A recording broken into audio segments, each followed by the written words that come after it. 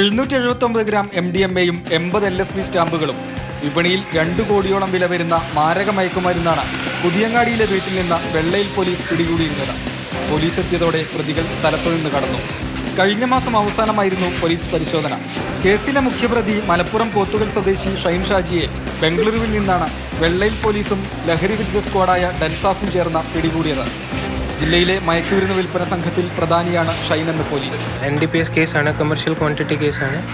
So ബാക്കി details ഇപ്പോൾ കൊടുക്കാൻ പറ്റില്ല, ഞങ്ങൾ അന്വേഷിക്കുന്നുണ്ട്. ബാക്കി 23-കാരനായ ഷൈൻ MDMA കേസിൽ നേരത്തെ 2 വർഷം ജയിൽ ശിക്ഷ അനുഭവിച്ചിട്ടുണ്ട്. ജയിലിൽ നിന്ന് ഇറങ്ങിയതിനു ശേഷവും മയക്കുമരുന്ന് വിൽപ്പനയിലേക്ക് കടക്കുകയായിരുന്നു. കേസിൽ കൂടുതൽ പ്രതികൾ ഉൾപ്പെട്ടിട്ടുണ്ടെന്ന് പോലീസ് പറയുന്നു. ഇവരിലേക്കുള്ള അന്വേഷണം പുരോഗമിക്കുകയാണ്.